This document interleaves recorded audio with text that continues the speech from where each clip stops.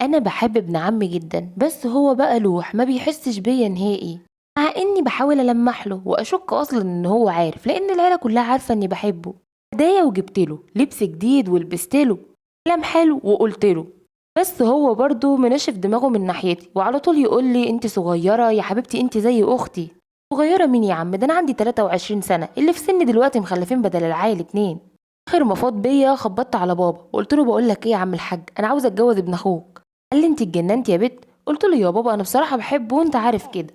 قال لي بكل هدوء يا بنتي يا حبيبتي، انت بيجيلك ناس كتير وموقفه حياتك عليه، وانت برضو عارفه ومتاكده انه ما بيحبكيش، ومتهيألي ان انت قلتيه بشكل صريح اكتر من مره انك بتحبيه وعاوزاه.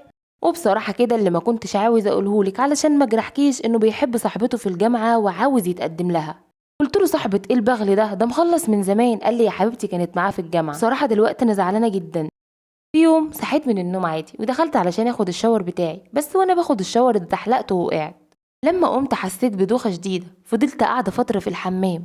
بصراحة مش فاكرة قد ايه، بس كل اللي فاكراه ان انا ما خرجتش غير لما فقت. بعد الوقعة دي بكام يوم ابتديت احس احاسيس غريبة، زي ان في حد معايا في الأوضة، وعلى طول خايفة. ده غير بقى الأحلام والكوابيس اللي ما بقتش تسيبني. أنا بصلي من عمر 4 سنين. ماما علمتني من وانا صغيرة ان الصلاة ده اهم حاجة في الدنيا، لكن مؤخرا من بعد ما وقعت الصلاة بقت تقيل على قلبي، وبقيت بصليه بالعافية اكني شايلة حجر طوب فوق ظهري. تعبت ونفسيتي تعبت، ومش مصدقة ان انا بحكي لكم دلوقتي اصلا اللي بيحصل لي، لاني لما كنت بحاول احكي لحد كان لساني بحس انه مربوط. بصراحة انا مش عارفة احكي لكم كل حاجة، بس اللي انا متأكدة منه اني مش كويسة، ومحتاجة حد يساعدني ويقول لي اعمل ايه في مشكلتي، لاني انا مخطوبة ومن ساعة ما وقعت برضه بفكر افشكل خطوبتي. يا ريت تفيدوني. صاحبتي مامتها توفت من زمان. لما مامتها توفت ابوها اتجوز على طول بحجة انه يجيب ست تربيها، بس للاسف الست دي كانت صعبة قوي وعلى طول كانت بتعاملها وحش اكنها خدامة في البيت. واللي كان بيضايقني اكتر لما بروح لها ان ابوها كان سلبي قوي، وكان بيسيب مراته تعمل اللي هي عاوزاه ببنته، لدرجة انها كانت بتلف شعرات طويلة على ايديها وترفعها من على الارض قدام ابوها، وابوها ما كانش بيتكلم ويقول سيبيها تربيها.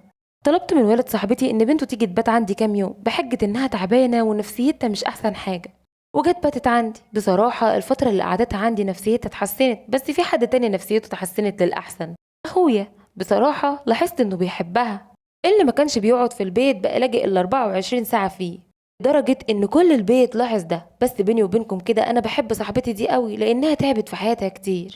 أخويا لعبي وبتاع بنات وبيكلم في اليوم يجي 50 60 واحدة. المشكلة بقى إن صاحبتي بتحبه. في فترة كنت تعبانة جدا، قلت لجوزي هروح أقضي يومين عند أمي لحد مرتاح، وهو وافق. خدت ولادي ورحت. في الفترة دي كان بيكلمني كل يوم يطمن عليا، لحد ما جه يوم وقطع معايا كلام. استغربت وقلت لا يا بت لازم تروحي ليكون بيلعب بديله، وخدت العيال وروحت على طول. المشكلة اني اول ما روحت ما كانش بيكلمني برضه، وفضل زعلان واخد مني جنب لدرجة انه نام مع الولاد في أوضة الأطفال. قلت لا ما بدهاش بقى، انا لازم اعرف في ايه، ده الراجل بيروح مني. كلمته قلت له انت زعلان مني ليه؟ قال لي بصي انا ما كنتش هقول لك حاجه، بس هكلمك علشان خاطر ولادي مش اكتر، اهو برضو افهم منك. قلت له اتفضل. لقيته بيحكي كلام صعب جدا انا اول مره اسمعه في حياتي، وبيقول ان سلفتك بتقول ان انت اللي قلتيه. قلت له حبيبي انت ابو عيالي، انت بتتكلم وبتقول ايه؟ انت اصلا ازاي تصدق سلفتي؟ ده انا فديك بروحي، ازاي اروح اتكلم في كلام زي ده؟ قلت له وبعدين ازاي هانت عليك انك تصدق الكلام ده؟ هو انا عمري في حياتي قلت كلمه في حقك غلط؟ قال لي بصراحه لا، وتصفينا، بس انا عايز اخد حقي من سلفتي دلوقتي.